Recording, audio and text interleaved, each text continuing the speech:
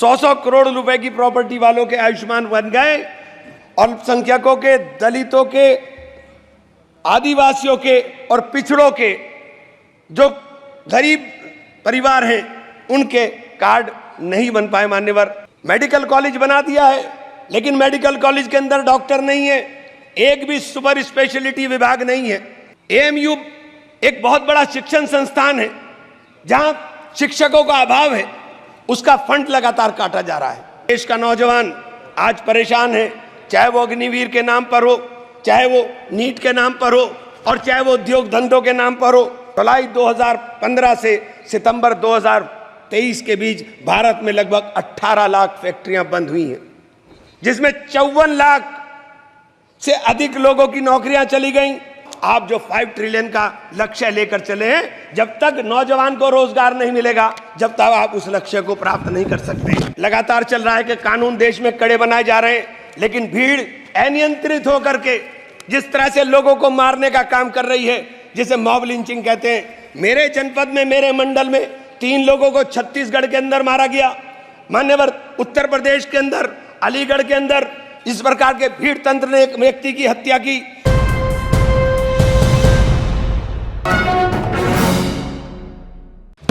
माननीय सभापति महोदय,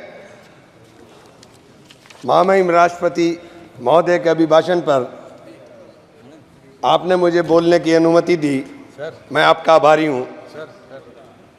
महामहिम ने अपने संबोधन में स्वास्थ्य जैसे महत्वपूर्ण विषय पर मात्र 10 सेकंड 15 सेकंड के अंदर अपनी बात समाप्त कर दी।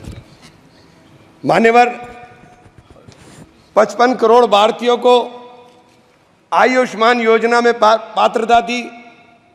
25,000 जन औषधि केंद्र खोले जा रहे हैं और 10 वर्ष से ऊपर के नागरिकों को भी प्रधानमंत्री आरोग्य योजना में पात्र बनाने का निर्णय लिया गया।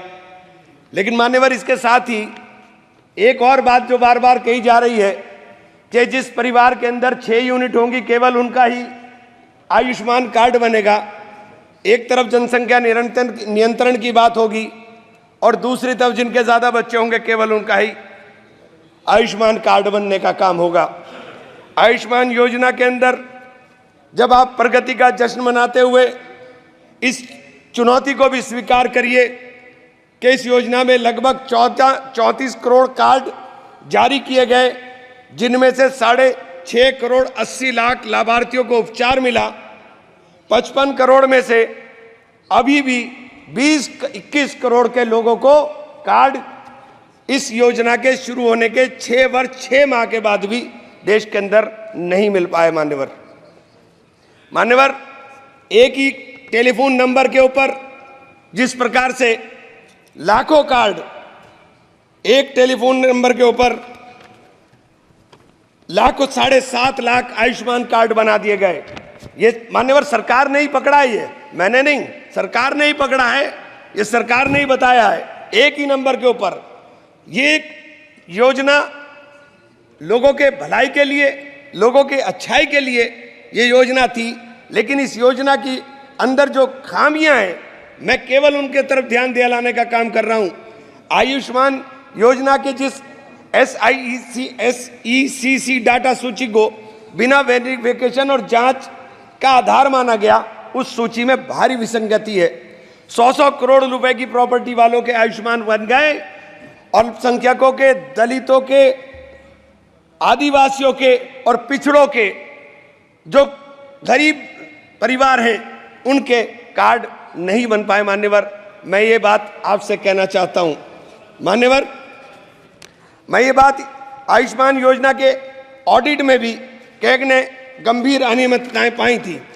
माननीय अध्यक्ष जी, हेल्थ सर्विसेज हमारे देश के लिए, चूंकि जिस देश का नौजवान स्वस्थ होगा, जिस देश का नौजवान स्वस्थ होकर के काम करेगा, वही देश तरक्की करेगा।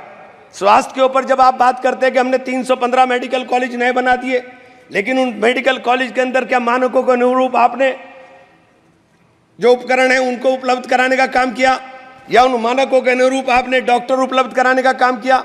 मान्यवर, मेरे यहाँ शेखुलिन मेडिकल कॉलेज बनाया गया, 10 साल हो गए उस मेडिकल कॉलेज को, लेकिन आज तक उस मेडिकल कॉलेज के भवन हस्तांतरित नहीं हुआ, और जब भवन हस्तांतरित नहीं हुआ तो अनुरक्षण का पैसा नहीं मिला। मान्यवर 10 साल तक जिसके ऊपर मेंटेनेंस ना हो, उस भवन को बताइए उसकी स्थिति क्या हो गई हो। मेडिकल कॉलेज बना दिया है, लेकिन मेडिकल कॉलेज के अंदर डॉक्टर नहीं है, एक भी सुपर स्पेशलिटी विभाग नहीं है। आप कह रहे हैं मेडिकल कॉलेज है, कोई सुपर स्पेशलिटी नहीं है, और जब सुपर स्पेशलिटी नहीं है तो फिर मरीजों को बाहर जाना पड़ेगा। मान्यवर बड़ा चारों तरफ से घिरा हुआ, 3-3, 4-4 प्रदेश से घिरा हुआ क्षेत्र है मेरा।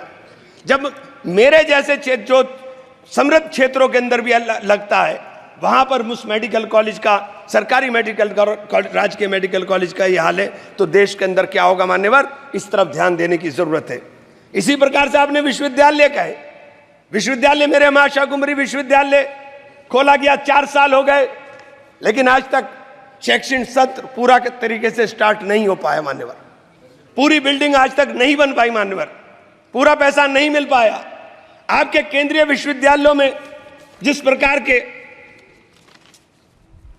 45 केंद्रीय विश्वविद्यालयों में 30% से अधिक शिक्षण पद खाली पड़े हुए। मान्यवर 30% से अधिक।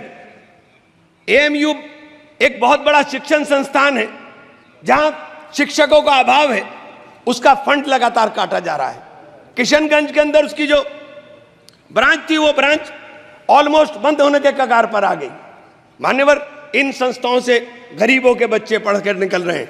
मैं आपके ध्यान इस तरफ जरूर दिलाना चाहूंगा कि जब नीट की परीक्षाएं कैंसिल हो जाएं, जिस प्रकार से बार बार पर्चे लीक हो जाएं, तो सरकार को इन चीजों के ऊपर ध्यान देने की जरूरत है।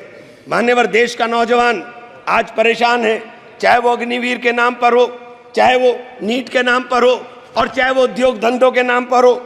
जब आप उद्योग धंधों की बात करते हैं, आप कहते हैं कि हमारी सरकार 5 ट्रिलियन इकोनॉमी की तरफ जा रही है, लेकिन मान्यवर ये नहीं बताने का काम करते कि 5 ट्रिलियन इकोनॉमी के लिए 10% से अधिक की ग्रोथ रेट चाहिए। आपकी ग्रोथ रेट क्या है साथ मान्यवर जब मैं आपका ध्यान इस रोजगार के एक गंभीर विषय की तरफ रखूंगा, राष्ट्रीय सांख्यिकी मंत्रालय एनएसओ द्वारा असंगठित क्षेत्र में उद्यमों के सालाना सर्वे में जो चौंकाने वाला तथ्य है, वो ये है मान्यवर के जुलाई 2015 से सितंबर 2023 के बीच भारत में लगभग 18 लाख फैक्ट्रियां बंद हुई हैं, जिसमें 54 लाख से अधिक लोगों की नौकरियां चली गईं।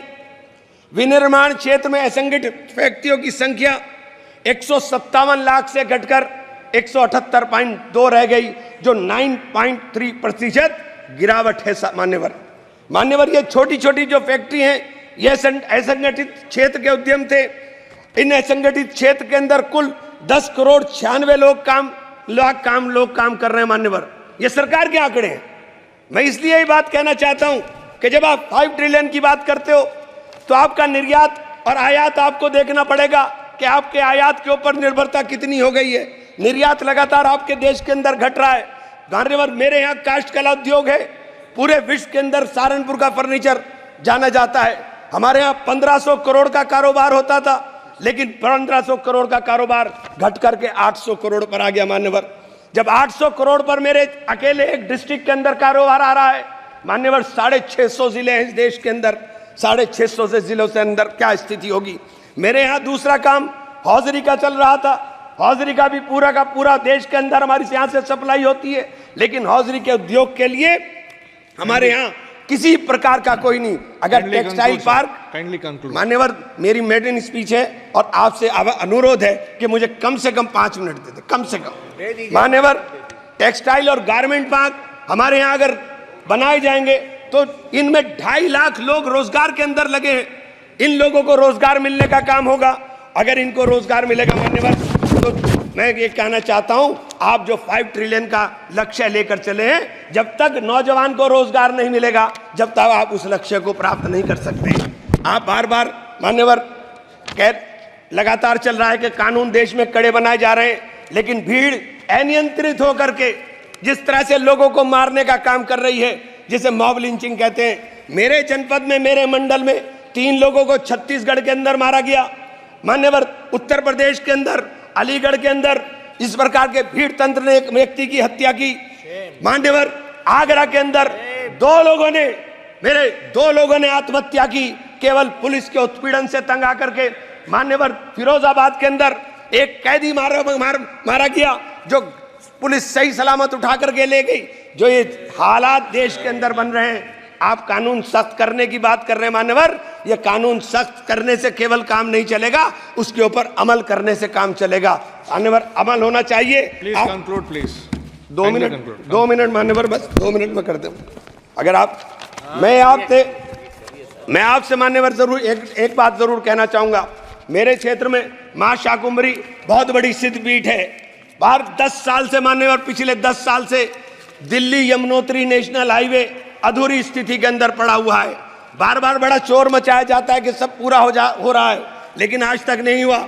उस सिद्धपीठ के जाने का रास्ता मान्यवर उस हाईवे से जाता है। अगर मान्यवर इसी योजना के अंदर उसको शामिल कर लिया जाए कि हमारी सिद्धपीठ के ऊपर जाने वाले श्रद्धालुओं को रास्ता सही मिल जाए, तो मान्यवर लाखों लोग उधर जाने का काम करते हैं। मेरे शहर के अंदर, सहारनपुर शहर के अंदर मान्यवर एक एलिवेटेड हाईवे की आवश्यकता सबसे ज्यादा थी।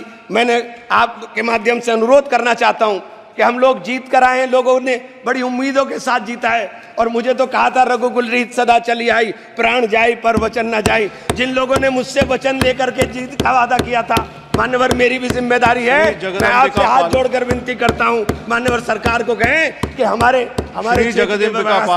धन्यवाद मान्यवर, आप लोग धन्यवाद।